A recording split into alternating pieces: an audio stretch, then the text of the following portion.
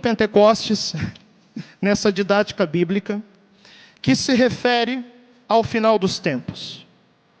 O profeta Joel, no capítulo 3, ele diz assim: depois de tudo isso, Deus falando, derramarei o meu espírito sobre todos os viventes, e então todos os vossos filhos e filhas falarão como profetas.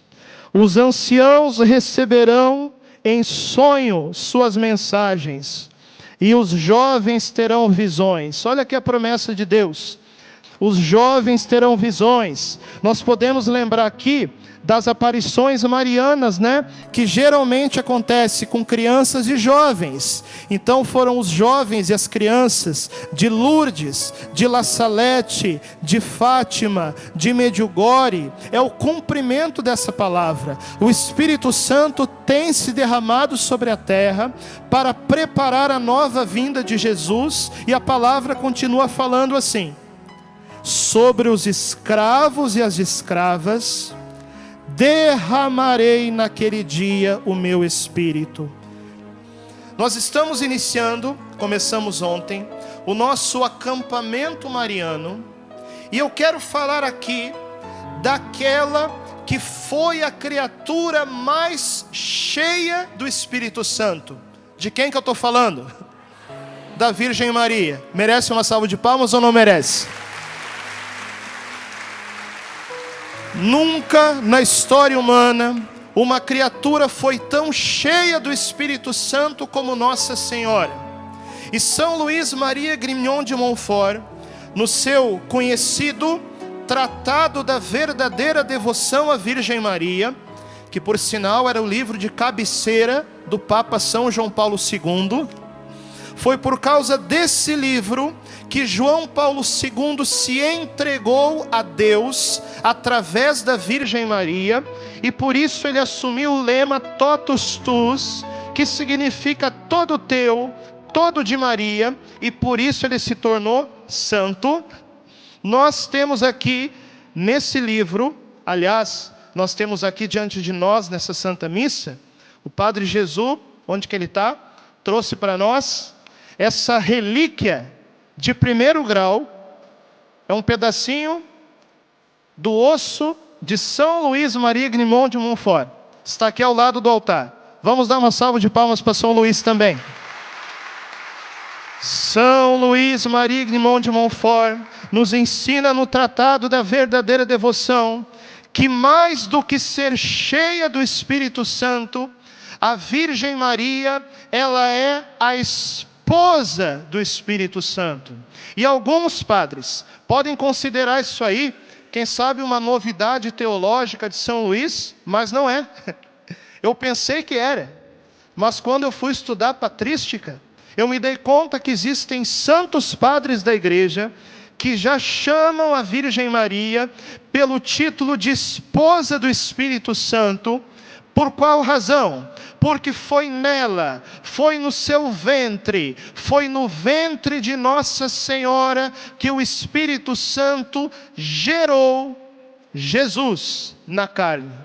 Por isso que ela é a esposa do Espírito Santo. E quando aquela jovem de Nazaré, chamada Maria, ainda na sua juventude, na sua adolescência, ela tinha ali entre os 13 e 16 anos, que era a idade que as meninas em Israel casavam. Ela estava prometida em casamento ao castíssimo São José. O anjo Gabriel apareceu diante dela e deu a grande notícia: ela seria a mãe de Deus. E qual foi a resposta que ela deu para o anjo? Vocês lembram? Ela disse assim: eis aqui a serva do Senhor ou escrava do Senhor? O que vocês acham? Qual seria o título literal mais próximo daquilo que Nossa Senhora disse? Quem que acha que é serva, levanta a mão. Quem que acha que é escrava, levanta a mão. Quem que vai pedir ajuda? Os universitários. Sônia e a Priscila são os universitários, né? Olha, gente, vamos entender isso aí. Quando nós falamos o termo escrava do Senhor, ou então, quando nós falamos de santa escravidão de amor, para falar daquilo que Nossa Senhora viveu, é natural que a gente tenha um certo estranhamento, num primeiro momento, quando a gente ouve a palavra escravo, porque a gente lembra dos tristes exemplos da nossa história, dos negros que eram escravizados, dos índios que eram escravizados, de tantas pessoas que ainda hoje passam por tristes situações, onde em tantas áreas da vida são escravos de tantas coisas que os oprimem. Então a gente ouve o termo escravo, num primeiro momento, causa um certo desconforto. Só que aqui a gente tem que entender o seguinte: aquilo que a Virgem Maria viveu, e que São Luís chama de santa escravidão de amor, não tem absolutamente nada a ver com essas escravidões que eu falei aqui.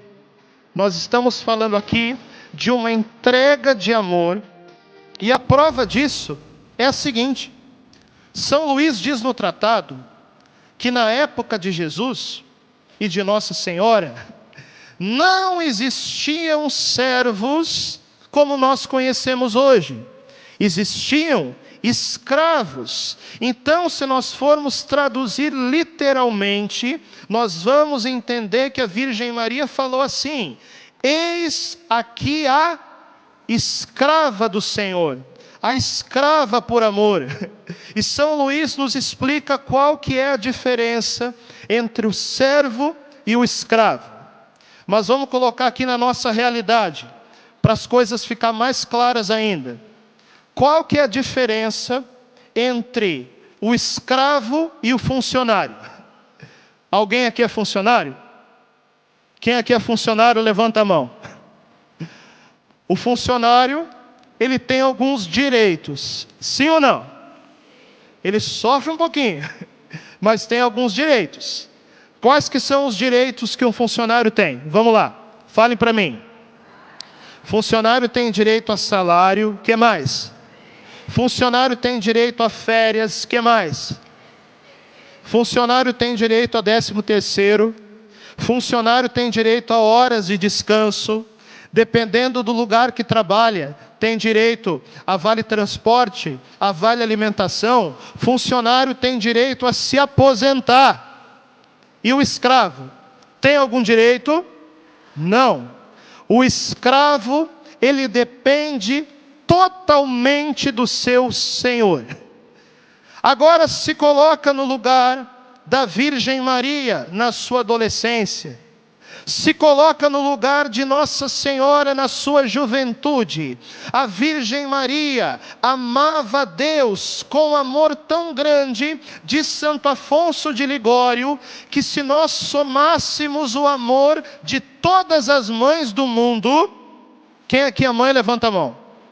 Você ama seu filho? Sim ou não? Tenho certeza que sim. Agora olha só que bonito. Se nós somássemos o amor de todas as mães do mundo, de todas as épocas, de todos os lugares, o amor da Virgem Maria por Deus é ainda maior. Nossa Senhora era apaixonada por Deus.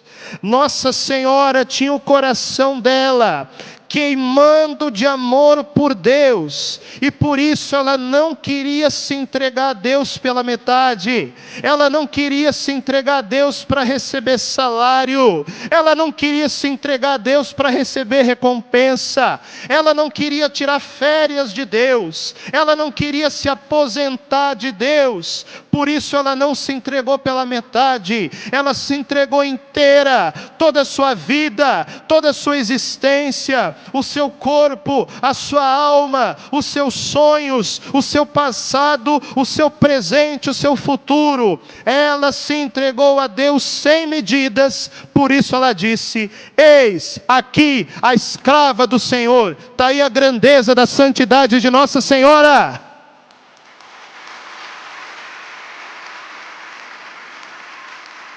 E aí naquela hora, diante daquele anjo, O anjo havia descido do céu. Ele nunca tinha visto um amor tão grande de uma criatura para com seu Deus, como o amor que ele via nos olhos da menina Maria. Ele não tinha visto esse amor por Deus nem no céu. Então ele estava ali extasiado diante da Virgem Maria. Ele anunciou para ela que ela seria a mãe do Messias. Ela respondeu aquilo que nós ouvimos agora: eis aqui a escrava do Senhor. E a Bíblia diz que o Espírito Santo desceu sobre ela e a cobriu com a sua sombra. Você sabe que nesse momento aconteceu o primeiro Pentecostes da história. Onde que aconteceu o primeiro Pentecostes da história? Aconteceu no ventre da Virgem Maria e gerou Jesus na carne. O primeiro Pentecostes aconteceu nela, a esposa do Espírito Santo. Depois, se nós seguirmos a narrativa bíblica, capítulo 1 do Evangelho de Lucas, nós vamos perceber o seguinte: Nossa Senhora, grávida de Jesus, qual que foi a primeira coisa que ela foi fazer depois da anunciação? Responde para mim. Ela foi visitar a sua prima Isabel, que também estava grávida de João Batista. Mas agora vamos pensar um pouquinho. Olha para a pessoa do lado aí. Vê se está com cara de sono ou com cara de fome. Dá uma sacudida aí para acordar a pessoa. Vamos pensar um pouquinho. Olha só, bota o cérebro para funcionar. Bota a mão na orelha aqui, ó. Gira a manivela para ver se funciona. Vamos lá. O que Nossa Senhora foi fazer na casa de Isabel? Ah, padre, Nossa Senhora foi servir Isabel. Sim, mas servir como? Fazendo comida? Limpando a casa? Bom, eu acredito que Nossa Senhora fez também tudo isso. Mas sabe qual que foi o maior serviço que a Virgem Maria foi fazer na casa de Isabel? Ela foi batizar Isabel e João Batista no Espírito Santo. Isso que ela foi fazer. Por isso que o Evangelho de Lucas diz: no momento que Nossa Senhora entrou na casa de Zacarias, ela não precisou nem falar nada. Ela não precisou impor as mãos. Ela não precisou nem mesmo fazer uma oração. Bastou que a Virgem Maria pisasse com seus pés imaculados na casa de Zacarias. E a Bíblia diz: Isabel ficou cheia do Espírito Santo e João Batista deu um pulo de alegria no ventre de Isabel. Esse foi o segundo Pentecostes da história. Entenda isso. Enquanto o primeiro Pentecostes aconteceu no ventre de Maria e gerou Cristo na carne, o segundo Pentecostes da história aconteceu na presença da Virgem Maria e gerou dois santos para a igreja: Santa Isabel e São João Batista, na presença de Maria. Sabe por quê? Porque onde Nossa Senhora entra, ela não entra sozinha. Ela porta Jesus no seu ventre. Onde Nossa Senhora entra, ela entra grávida. Eu pergunto para você: você também quer ser cheio do Espírito Santo? Você também quer ter a sua casa invadida pela presença de Jesus? Então, abre as portas do teu coração, abre as portas da tua vida, abre as portas da tua casa para Nossa Senhora entrar, e ela vai gerar Jesus dentro da tua casa e do teu coração. Por isso que nós viemos nesse acampamento mariano.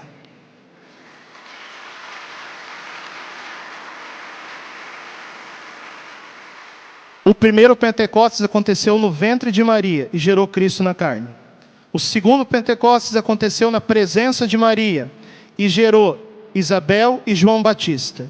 O terceiro Pentecostes que aparece na Bíblia, aí sim nós podemos falar do Pentecostes dos apóstolos, que nós na liturgia da igreja vamos celebrar daqui a alguns dias.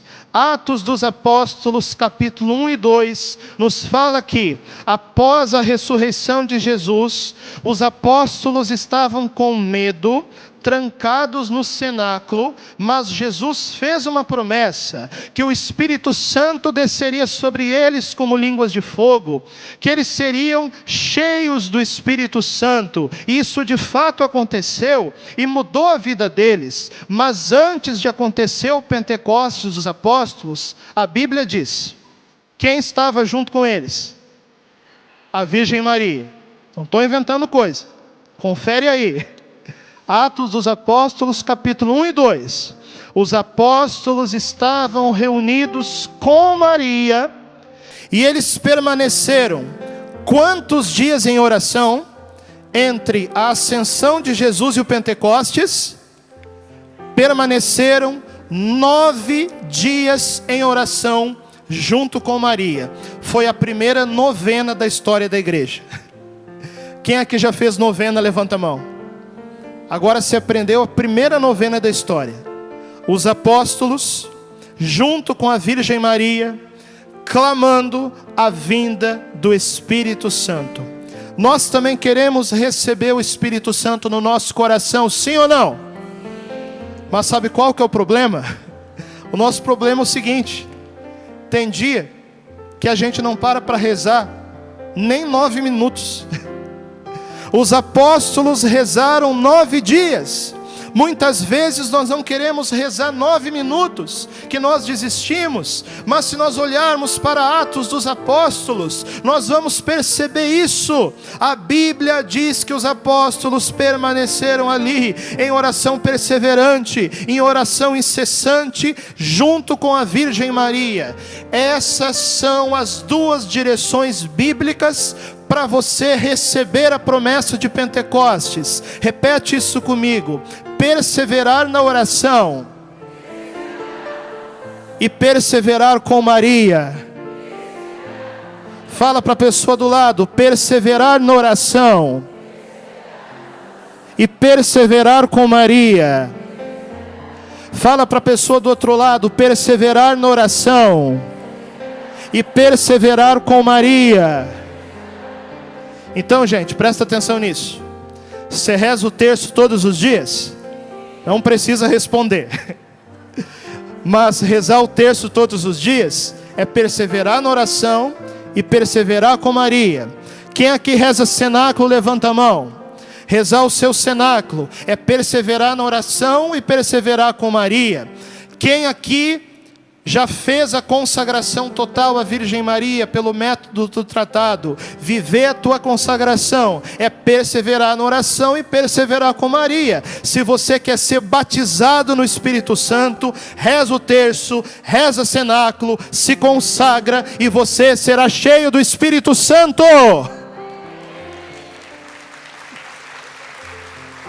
Como diz São Luís no tratado, a esposa é aquela que atrai o esposo. A Virgem Maria atrai o Espírito Santo para as nossas almas. Se você quer que o Espírito Santo seja atraído para dentro do teu coração, permanece junto com Maria e ela mesma vai atrair o Espírito Santo. Deixa eu ver se você entendeu. O primeiro Pentecostes aconteceu no ventre e gerou Jesus na carne.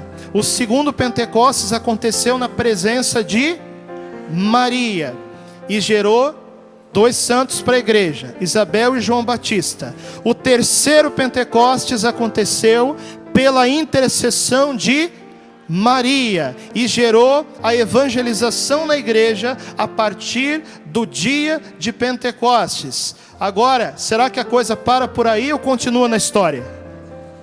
Continua. O Pentecostes tem que acontecer em nós. Eu quero falar aqui de um quarto Pentecostes. E esse Pentecostes pode acontecer hoje. Esse Pentecostes pode acontecer agora. E o quarto Pentecostes é aquela promessa de Jesus, de uma vida nova, de um coração novo, de uma vida transformada. Quando ele mesmo fala, Evangelho de João, capítulo 3, no diálogo entre Jesus e Nicodemos, Jesus fala assim, eu digo e você repete: quem não nascer de novo, não entrará no reino de Deus. Pergunta para a pessoa do lado: quer nascer de novo? Quer entrar no reino de Deus? Então tem que nascer de novo. Aí a gente fica pensando assim, mas como que eu vou nascer de novo, né? O próprio Nicodemos pensou isso, e ele perguntou para Jesus isso. João capítulo 3, Nicodemos perguntou para Jesus: porventura, para nascer de novo, eu terei que entrar no ventre da minha mãe? Que tamanho que é um bebê de colo, recém-nascido? Façam para mim aí. Pequenininho, né? Cabe no ventre da mãe? Cabe. Agora, se os caras velhos como nós querem entrar no ventre da mãe, vai caber ou não vai caber? Não vai caber. Essa era a dúvida de Nicodemos. Para nascer de novo, tem que entrar no ventre da mãe. E o que Jesus responde para Nicodemos? Nada. Jesus faz silêncio. Jesus não diz nem que sim e nem que não. É uma das únicas horas na Bíblia que, ao ser perguntado de algo, Jesus não responde, ele faz silêncio. Então existe um mistério do silêncio de Jesus diante de Nicodemos. Vamos lá, eu não estou fazendo aqui uma exegese bíblica, estou fazendo aqui uma aplicação da palavra, que é a seguinte: as leis biológicas, elas são um reflexo das leis espirituais, ok? Então responde para mim uma coisa: existe vida sem uma mãe que gera? Existe nascimento sem um ventre materno que gera? Então sabe de uma coisa? Para você nascer de novo, você tem que entrar no ventre da tua mãe. Mas não é a tua mãe aqui da terra, é a mãe do céu, a Virgem Maria.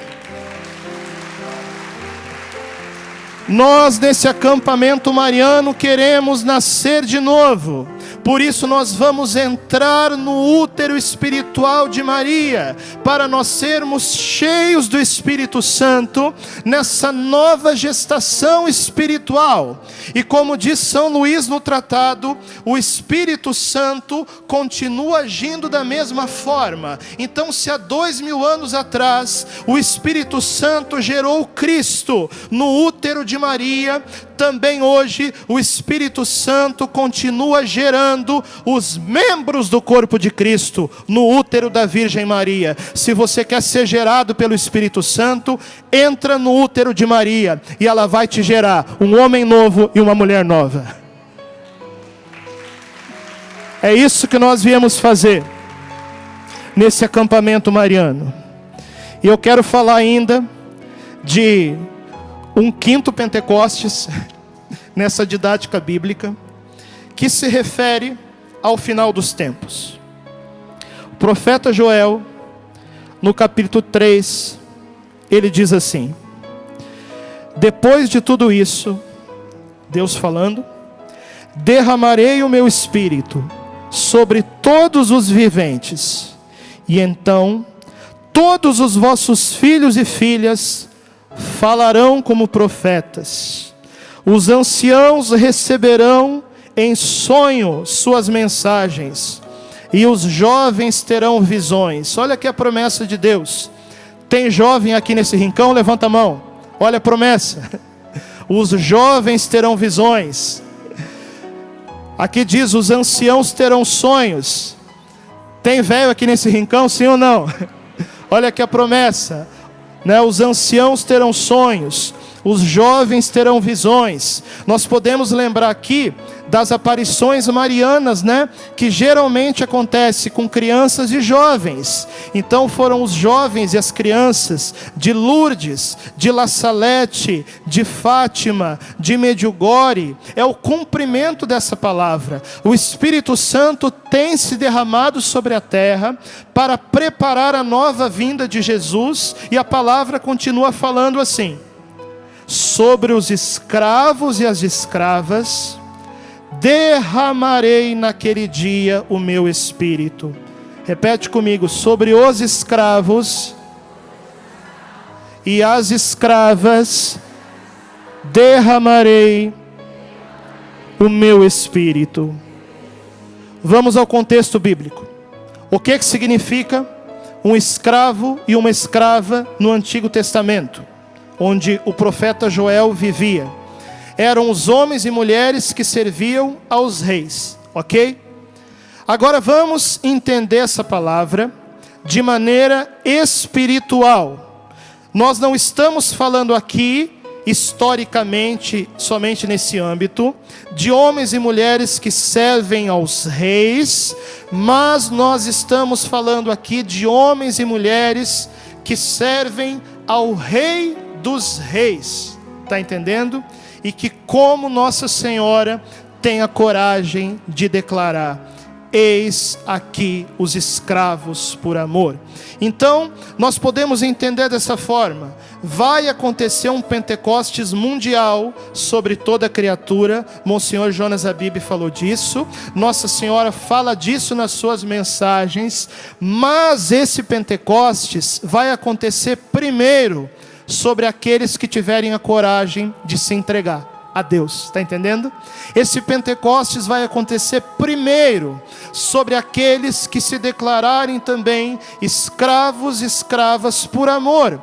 Aliás, a consagração proposta por São Luís no tratado é também chamada de santa escravidão de amor. Isso que eu estou explicando aqui para vocês é para que a gente quebre todo preconceito que a gente tem com esse termo, que realmente houve casos tristes na história da escravidão, mas que, olhando para a vida de Nossa Senhora, é uma entrega linda, em que você não vai se entregar a Deus pela metade, mas vai se entregar a Deus inteiramente pelas mãos da Virgem Maria. E aí vai receber o Pentecostes. Está entendendo? Isso é a consagração. Então eu falei para vocês aqui do exemplo bíblico da Virgem Maria como a escrava por amor, mas eu posso ir mais longe. Sabe quem que foi o segundo exemplo bíblico, na ordem cronológica, de uma santa escravidão por amor? Vocês vão se surpreender. Foi o próprio Jesus. Eu digo e eu provo. Filipenses capítulo 2 diz assim: Jesus, não se prevalecendo da condição divina, aniquilou-se a si mesmo, tomando a forma de escravo. Estou inventando coisa? Não estou. Filipenses capítulo 2. Jesus Cristo, verbo divino do Pai, se aniquilou a si mesmo, tomando a forma de escravo. E de que forma que Jesus viveu a santa escravidão de amor? Ele foi obediente ao Pai em tudo, por amor ao Pai. E ele foi também obediente à Virgem Maria em tudo, porque no mistério da encarnação, Jesus se fez totalmente dependente de Nossa Senhora. Ele foi gerado na carne por Nossa Senhora, ele foi alimentado por Nossa Senhora, ele foi na sua humanidade ensinado por Nossa Senhora. Então deixa eu falar uma coisa para vocês: o primeiro que viveu o totus tuus, o primeiro que viveu o todo teu, Maria, não foi João Paulo II, foi o próprio Jesus, porque ele, quando se encarnou, se fez todo de Maria. Então, quando nós também entramos no ventre da Virgem Maria, quando nós também nos encarnamos como filhos e filhas de Maria, nós estamos vivendo totus tuus de Jesus. Se nós queremos seguir Jesus, nós precisamos fazer o mesmo caminho que Ele. E o caminho de Jesus na terra começou se entregando inteiramente à Virgem Maria como sua mãe. Por isso, nesse acampamento mariano, nós queremos seguir o exemplo de Jesus e também nos entregar totalmente a Nossa Senhora. Por isso nós estamos aqui.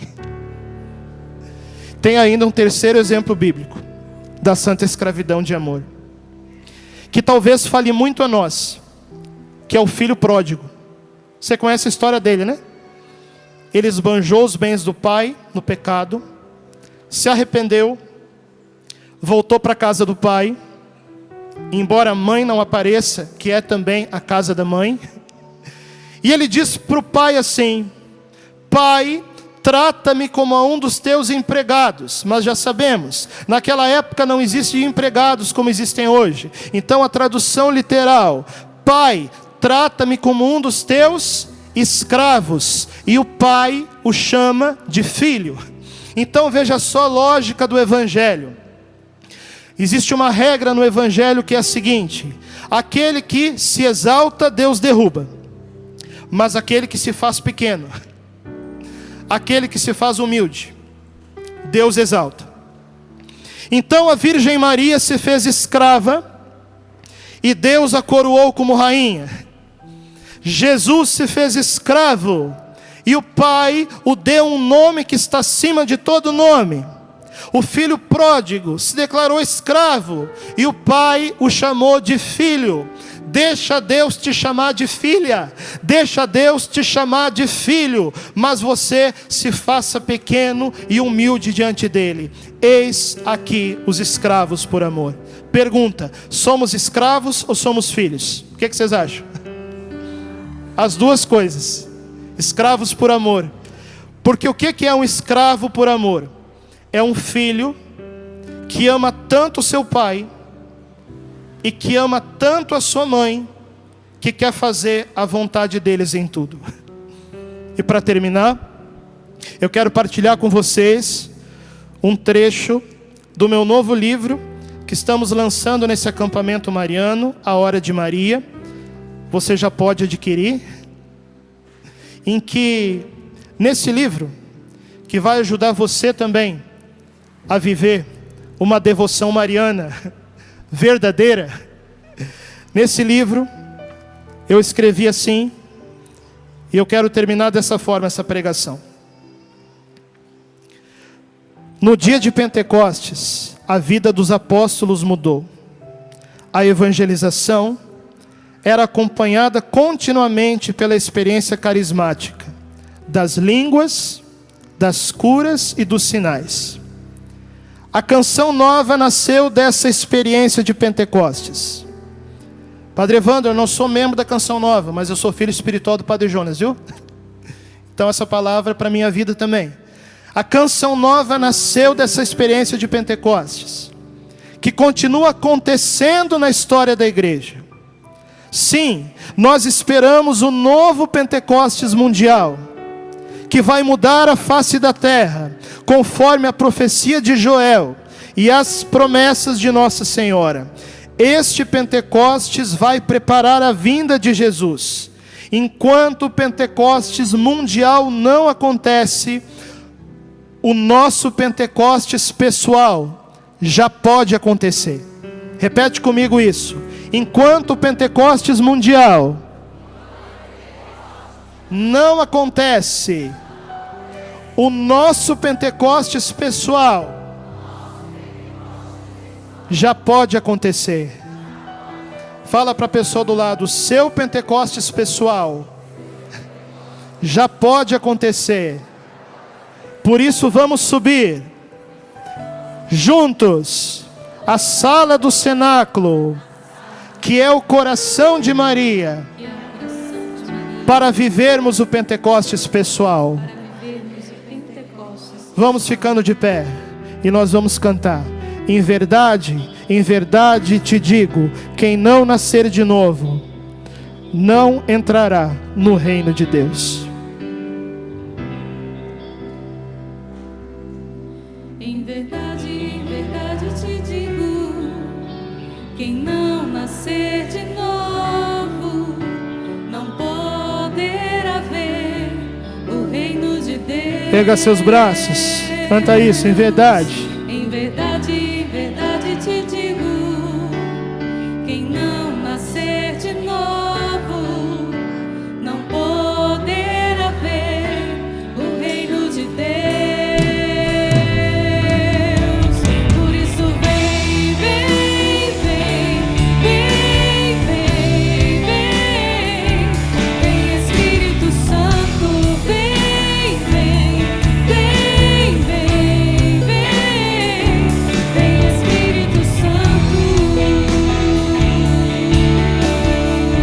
Em verdade te digo.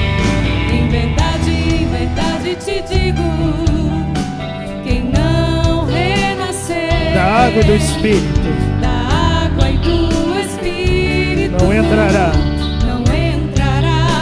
no reino Em verdade. de Deus. Em verdade te digo, não renascer quem não renascer da água e do Espírito da água e do Espírito não entrará. Erga seus braços e clama. Deus, então vem, vem, vem, vem, vem, vem, vem Espírito Santo, vem, vem, vem, vem, vem Espírito Santo. Fica com seus braços levantados. Fecha teus olhos agora e diga para a Virgem Maria que você quer entrar no útero espiritual dela, que você quer entrar no coração imaculado dela. Vá orando com as suas palavras.